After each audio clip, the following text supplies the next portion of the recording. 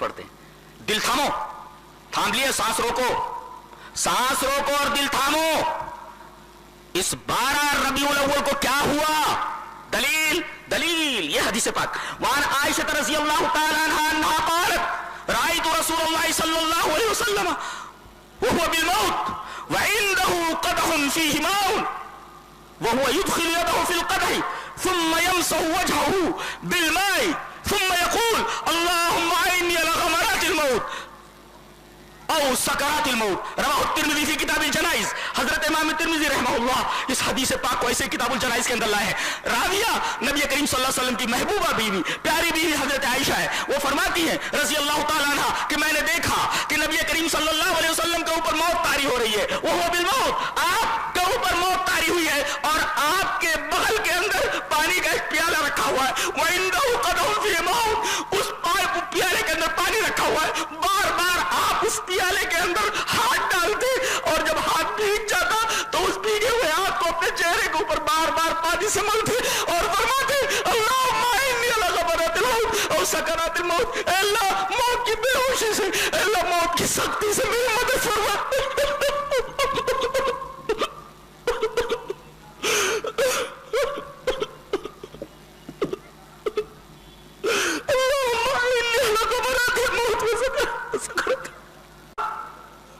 موت کی بے ہوشی اور موت کی سختی پر میری مدد فرمائے.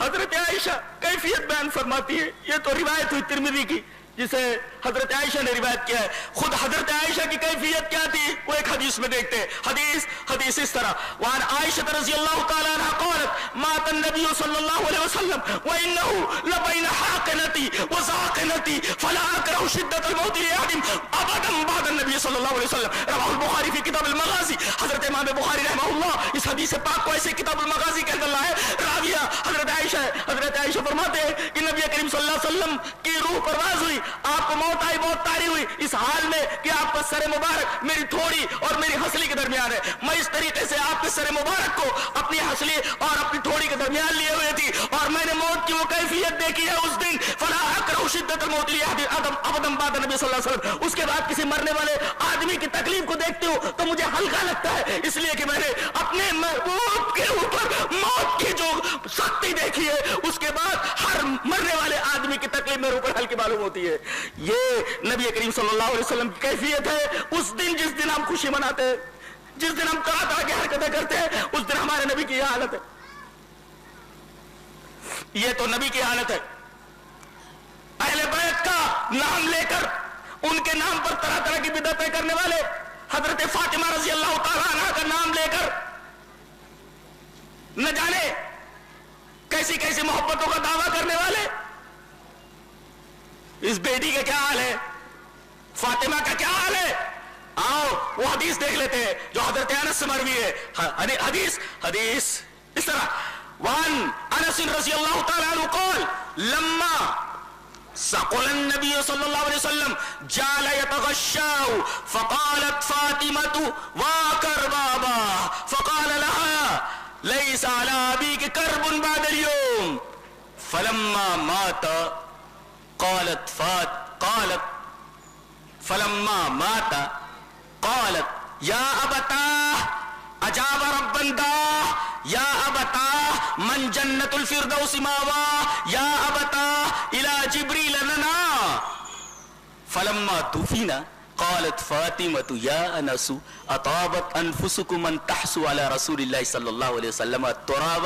رواه البخاری فی کتاب المغازی. حضرت امام بخاری رحمہ اللہ اس حدیث پاک کو ایسے ہی کتاب المغازی کے اندر لائے. راوی حضرت انس ہے. حضرت انس فرماتے ہیں کہ آپ کی جگر گوشہ رسول جس کے بارے میں نبی کریم صلی اللہ علیہ وسلم نے فرمایا فاطمہ میرے جگر کا ٹکڑا ہے, فاطمہ کو تکلیف دینے والا مجھے تکلیف دینے والا ہے. حضرت فاطمہ کا کیا حال ہے؟ انس فرماتے ہیں کہ لما ثقل النبی صلی اللہ علیہ وسلم, جب نبی کریم صلی اللہ علیہ وسلم کی طبیعت بھاری ہوئی اور آپ کے اوپر موت کی کیفیت طاری ہوئی تو جعل یتغشا, بار بار آپ کے اوپر غشی آنے لگی. آپ کی اس کیفیت کو دیکھ کر کے, اس پریشانی کو دیکھ کر کے, موت کی سختی کو دیکھ کر کے فاطمہ بیٹی برداشت نہیں کر پائی, اس لیے کہ وہ تو آپ کے دل کا ٹکڑا ہے. آپ کا دل دھڑکے تو فاطمہ کے دل دھڑکے, وہ تو آپ کا جگر گوشہ ہے.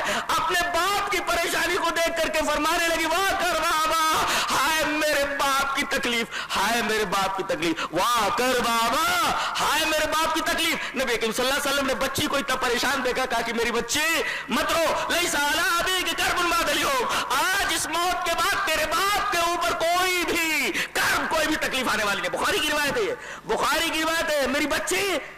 میری بچی تکلیف برداشت کر لے اور اس طریقے کی بات مت کر، میری بچی، میری جگر گوشہ، لیس علی ابیک کرب بعد الیوم، آج کے بعد تیرے باپ کے اوپر کوئی کرب اور کوئی تکلیف آنے والی نہیں ہے۔ اور جب آپ کا انتقال ہو گیا، فلما مات، تو حضرت فاطمہ نے فرمایا یا بتا، ہائے میرے ابا، اجاب ربن تا، اللہ نے بلایا اور آپ چلے گئے، اجاب ربن تا، رب نے بلایا اور آپ چلے گئے۔ اور یا بتا، اے میرے ابا، من جنت الفردوس ماوا، جن کا ٹھکانہ جنت ہے۔ اور فرمایا یا بتا الی جبریل لنا، ہم جبرائیل کو آپ کے موت کی خبر سناتے ہیں کہ آپ اس دنیا سے جا چکے ہیں۔ اور اس کے بعد حضرت انس جب دفن کر کے آئے، تمام لوگ دفن کر کے آ گئے، تو حضرت فاطمہ نے انس کو بلایا، کہا کہ انس ایک بات کہوں، روتے ہوئے حضرت فاطمہ نے کہا اطابت انفسکم ان تحسوا علی رسول اللہ صلی اللہ علیہ وسلم، تو تمہارا دل کیسے گوارا کیا ہوگا کہ تم نے نبی کریم صلی اللہ علیہ وسلم کے اوپر مٹی ڈالی ہوگی، ان تحسوا علی رسول اللہ صلی اللہ علیہ وسلم، یہ تو آپ کے جگر گوشہ حضرت فاطمہ رضی اللہ تعالی عنہا کی کیفیت ہے۔ آج فاطمہ یتیم ہو گئی ہے 12 وفات کو، اور آج فاطمہ یتیم ہوئی، اور آج حسن اور حسین کے نانا اس دنیا سے چلے گئے، ان کو کوئی سواری کرنے والا گھوڑا نہیں رہا، آپ اس دنیا سے چلے گئے، امہات المومنین بیوہ ہو گئی۔ اور یہ سب کچھ دیکھتے ہوئے موت کی تکلیف کیا ہے، ہم جشن منا رہے، ہم جو ہے شیر بن کر کے پتہ نہیں کیا کیا کر رہے ہیں، ہم روشنیاں کر رہے ہیں، ہم ناچ گانا کر رہے ہیں، عرس کر رہے ہیں، نہ جانے کیا کیا کر رہے ہیں۔ کبھی آپ نے دیکھا کہ نبی کریم صلی اللہ علیہ وسلم کس تکلیف سے گزرے؟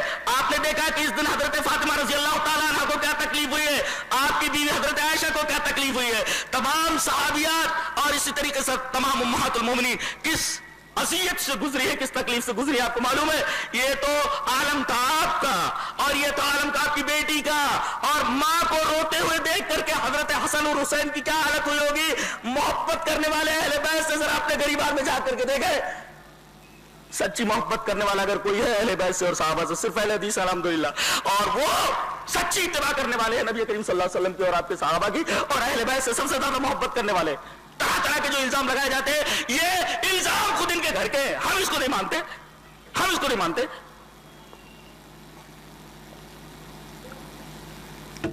تو آپ کی یہ حالت، جگر گوشے رسول فاطمہ کی یہ حالت، حسن حسین کی یہ حالت، امہات المومنین بیوہ ہو گئی ان کی یہ حالت، صحابہ کرام کی کیا حالت ہوئی، اور دیکھتے حدیث اس طرح۔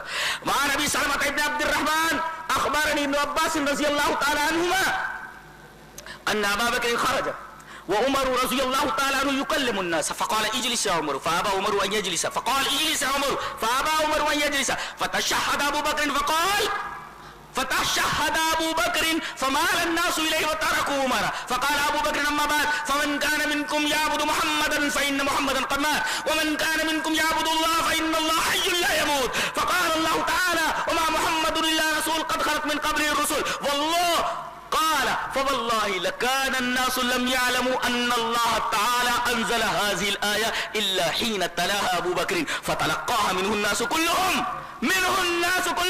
فما اسمع بشرا لا يتلوها رواه ابن ابي حاتم في تفسيره۔ حضرت ابن ابی حاتم نے اپنی تفسیر کے اندر اس پوری روایت کو نقل کیا جس کے راوی حضرت ابو سلمہ ابن عبد الرحمن ہے۔ میں نے پوری روایت، میں آدھی روایت پڑھنے کا قائل نہیں ہوں،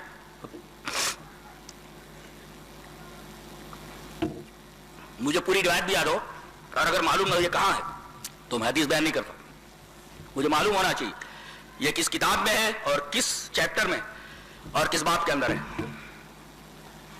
حضرت ابو سلمہ ابن عبد الرحمن یہ کہتے ہیں کہ ابن عباس نے ہم کو خبر دی، ابن عباس نے خبر دی کیا کہ نبی کریم صلی اللہ علیہ وسلم کے انتقال کے بعد سارے صحابہ کرام کے ہوش اڑے ہوئے تھے، چپ چاپ بیٹھے ہوئے تھے۔ حضرت عمر رضی اللہ تعالیٰ عنہ کے ہوش تو اور زیادہ باختہ حواس باختہ ہوئے تھے۔ انہوں نے کہا، تمام لوگوں کے سامنے تقریر کر رہے، وَيُكَلِّمُ النَّاسِ، لوگوں سے کلام کر رہے ہیں، وَعُمَرُ يُكَلِّمُ النَّاسِ، حضرت عمر کلام کر رہے لوگوں سے, کوئی اگر بولا کہ نبی کریم صلی اللہ علیہ وسلم کو موت آ گئی, اس کی گردن اتار دوں گا, بولنا نہیں, کوئی گردن مار دوں گا اس کی. دیکھیے حضرت عمر کے ہوش گم ہو گئے. وہ آدمی جو میدان جنگ میں کبھی گھبرایا نہیں, وہ آدمی جو کبھی فیصلے میں کبھی گھبرایا نہیں, وہ آدمی اتنا پریشان ہے کہ ہوش اڑے ہوئے کہہ رہے ہیں اگر کسی نے کہا کہ نبی اس دنیا سے چلے گا اس کی گردن اتار دوں گا, گردن مار دوں گا. حضرت ابو بکر تشریف لائے, دیکھا کہ سارے صحابہ کرام چپ چاپ بیٹھے ہوئے ہیں. حضرت عمر بیان کر رہے ہیں کہ مرے نہیں وہ, اور اسی طریقے سے آپ کہیں چلے گئے ہیں, جیسے موسیٰ کوہ طور پر چلے گئے تھے واپس آ گئے تھے, آپ بھی آ جائیں. آگے بیٹھ جاؤ, اجلس یا عمر, عمر بیٹھ جاؤ. فابا عمر بولے نہیں بیٹھتا میں. پھر آپ نے کہا اجلس یا عمر, ڈبل بیٹھ جاؤ عمر. فابا عمر نہیں بیٹھتا میں, نہیں. حضرت ابو بکر کی بات نہیں مان رہے, فابا عمر وہیں اجلسا. جب دیکھا کہ یہ بول رہے ہیں بیٹھ نہیں رہے تو انہوں نے فتشہد اقر بشہادتین, آپ نے اشہد ان لا الہ الا اللہ کہا واشہد ان محمد عبدہ رسول, فتشہد اقر بشہادتین. اور اس کے بعد آپ نے تقریر شروع کی. سنو, جیسے آپ نے تقریر شروع کی فمال الناس الیہ وترکوا عمر, تمام لوگ آپ کی طرف مائل ہو گئے, حضرت عمر کو چھوڑ دیا. اب حضرت عمر کی تقریر چالو ہوئی. فقال ابو بکر رضی اللہ تعالی عنہ, اللہ اکبر, امت کو کس انداز سے حضرت ابو بکر صدیق نے سنبھالا ہے, یہ دلیل ہے اس بات کی کہ آپ نبی کے بعد خلافت اولیٰ کے مستحق تھے. تمام صحابہ کرام چپ چاپ بیٹھے ہوئے ہیں. آپ کی سمجھ میں کچھ آ رہا, میں کیا کر رہا ہوں؟ ایک ایک بات دلیل ہوتی ہے, دلیل. اگر آپ کے ذہن سے کوئی ایک بات, ایک جملہ ادھر ادھر ہوا, ایک دلیل غائب ہو جائے گی. جی تو دیکھ رہے ہیں حضرت عمر رضی اللہ تعالیٰ عنہ فیصلے میں بڑے ماہر, لیکن یہاں وہ ایک ایسی بات بول رہے ہیں جو بات لوگوں کی سمجھ میں آ تو رہی ہے یا نہیں آ رہی ہے, چپ چاپ بیٹھے ہوئے. حضرت ابو بکر نے اس معاملے کو سنبھالا اور کہا کہ سنو, فمن کان منکم یعبد محمدا فإن محمدا قد مات, جو تم میں سے محمد کی عبادت کرتا تھا وہ جان لے کہ محمد مر چکے ہیں, اور جو تم میں سے اللہ تبارک و تعالیٰ کی عبادت کرتا تھا وہ جان لے کہ اللہ زندہ ہے اور مرنے والا نہیں. یہ توحید کی دعوت دی ہے اس وقت. اور یہاں نبی کا حوالہ دینے کی کیا ضرورت ہے معلوم ہے؟ ایک نقطہ بتاتا ہوں, یہ نقطہ لے کر کے جاؤ. میں تو کہتا ہوں توحید کو جس طریقے سے ابو بکر نے سمجھا ہے آج کے وقت کا بہت بڑا فقیہ بھی نہیں سمجھ سکتا. جانتے ہیں میں نے اس حدیث پاک پر جب غور کیا, میں تو ویسے بھی قرآن حکیم کا ایک ادنا طالب علم ہوں, اور حدیث پاک کو جہاں تک ہو سکتا ہے میں اس کے اسرار, اس کے رموز کو دیکھتا ہوں, غور سے دیکھتا ہوں. اس حدیث پاک کے اوپر میں نے جب نظر ڈالی تو پہلے تو میری سمجھ میں نہیں آیا کہ انہوں نے نبی کریم صلی اللہ علیہ وسلم کی موت کا حوالہ کیوں دیا. موت کا حوالہ کیوں دیا؟ موت کا حوالہ اس وجہ سے دیا, اور ٹھیک ہے موت کا حوالہ دے دیا, یہ کہنے کی کیا ضرورت تھی کہ فإن اللہ حی لا یموت, تم میں سے جو محمد کی عبادت کرتا تھا سمجھ جاؤ کہ محمد مر چکے, اور تم میں سے جو اللہ کی عبادت کرتا تھا وہ جان لے کہ اللہ زندہ ہے اور اسے موت نہیں آنے والی. اس میں اشارہ اس بات کی طرف ہے جو نبی کریم صلی اللہ علیہ وسلم کے موت کا قائل نہ ہو, در حقیقت وہ اللہ تبارک و تعالیٰ کی ذات میں شرک کرنے والا, صفات کے اندر شرک کرنا, اللہ کی صفات میں شرک کرنے کے مرادف ہے. جی جی جی, یہ مطلب ہے اس کا.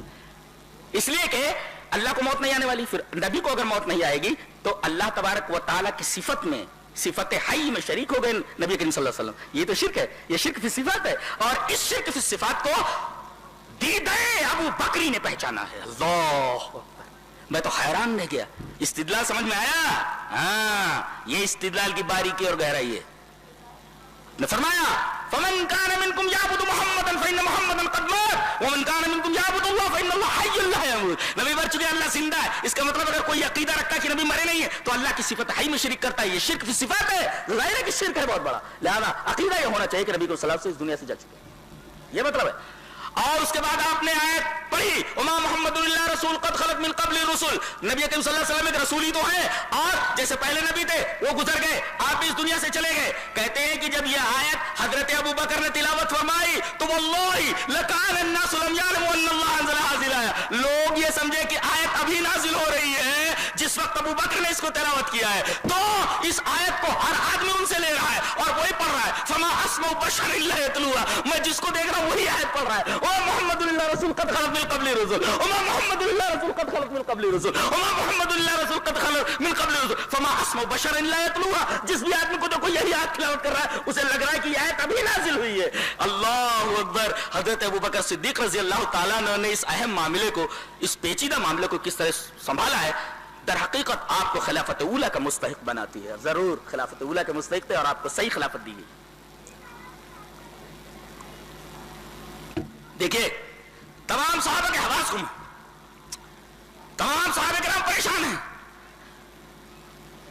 تمام لوگ، خود نبی بھی پریشان تھے، اس دنیا سے چلے گئے، جگر گئے، گوش رسول پریشان، امہات المومنین بیوہ ہو گئی، حسن حسین اپنے نانا سے محروم ہو گئے، بیٹی فاطمہ یتیم ہو گئی، امہات المومنین بیوہ ہو گئی، صحابہ کرام رضوان اللہ تعالی علیہ اجمعین پر پریشانیوں کے دکھ کے بادل ان کے اوپر چھا گئے، پورا مدینہ سناٹے میں ہے۔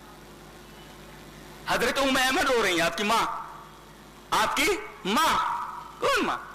حضرت عبداللہ کی لونڈی، آپ کی ماں تو آمینہ گزر چکی تھی، یہ ام ایمن ہے، ان کو ماں کہتے تھے نبی کریم صلی اللہ علیہ وسلم، ماں ہے، رو رہی ہیں، رو رہی ہیں، رو رہی ہیں۔ لوگوں نے کہا کہ ام ایمن بہت رو رہی ہیں، صحابہ کرام آئے اور کہا کہ نبی کریم صلی اللہ علیہ وسلم کو ایک دن اس دنیا سے جانا تھا، چلے گئے، آپ کیوں رو رہی ہیں؟ ارے کہا کہ میں آپ کی موت کے اوپر نہیں رو رہی ہوں، اس لیے کہ جو دنیا میں آیا اسے جانا ہی ہے، نبی بھی اپنا کام ختم کر چکے، آپ کو جانا تھا، میں اس بات پر رو رہی ہوں کہ نبی کے اس دنیا سے چلے جانے کے بعد وحی کا سلسلہ ختم ہو گیا، جبریل کا آنا بند ہو گیا، ہے سب پریشان ہیں۔